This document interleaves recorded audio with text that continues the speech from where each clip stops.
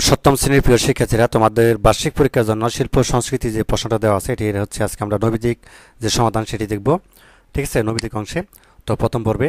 তো এখানে দেখো তোমাদের সময় হচ্ছে 3 ঘন্টা শিল্প সংস্কৃতি এই সাবজেক্টের জন্য, পূর্ণমান হচ্ছে 100। তো শুরুতে তোমাদেরকে হচ্ছে দিতে হবে 15টি এক কথায় উত্তর। ঠিক আছে, মানে অতি সংক্ষিপ্ত যেটা, মানে এক কথায় উত্তর দিতে হবে 15টির জন্য 15 নাম্বার। ঠিক আছে, এই 15টির যে সমাধান সেটি দিচ্ছি।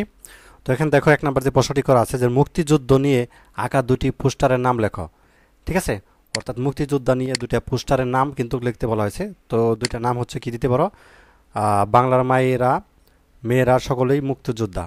ঠিক আছে, 1 নাম্বার, এবং সদা জাগ্রত মুক্তিবাহিনী। ঠিক আছে, তো একটা হচ্ছে কি বাংলার মেয়েরা সকলেই মুক্তিযোদ্ধা, সদা জাগ্রত মুক্তিবাহিনী। তো আমাদের ক নম্বর উত্তরটি হয়ে গেল। তো বাংলাদেশের জাতীয় পতাকার নকশা, নকশাকারকে, আর এটা আমরা সবাই জানি, খ নম্বর শিল্পী কামরুল হাসান। ঠিক আছে, শিল্পী কারা? কামরুল হাসান। সংগ্রাম ছবিটি কার আঁকা? সংগ্রাম ছবিটি কার আঁকা? শিল্পচর্চা জয়নাল আবেদিনী। ঠিক আছে, তার লেখা মূলত। এবং বাংলা গজলের স্রষ্টাকে? বাংলা গজলের স্রষ্টা হলো কাজী নজরুল ইসলাম। উত্তরটি কী হবে আমাদের? কাজী নজরুল ইসলাম। তো তারপর দেখো যে দাঁতরা তাল কয় মাত্রা? দাঁতরা তাল কয় মাত্রা?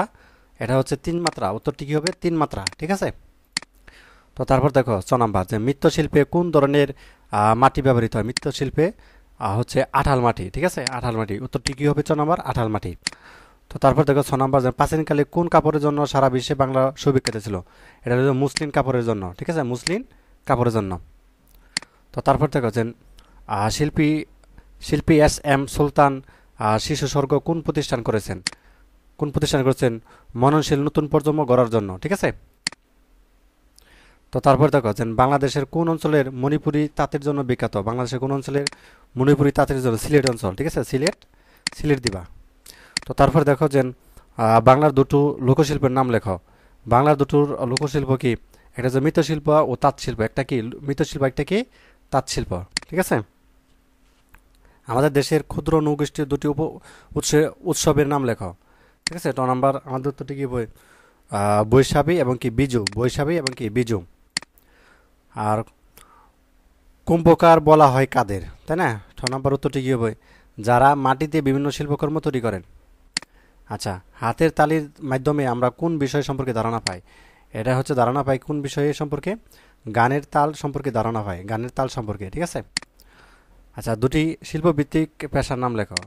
একটা হচ্ছে কামার, একটা কি তাঁতি। কামার, একটা কি তাঁতি। তো তারপর দেখো বাঁশ ও বাতির তৈরি 2টি ব্যবহার সামগ্রিক নাম লেখো। কি হবে? মই এবং কি গোলা।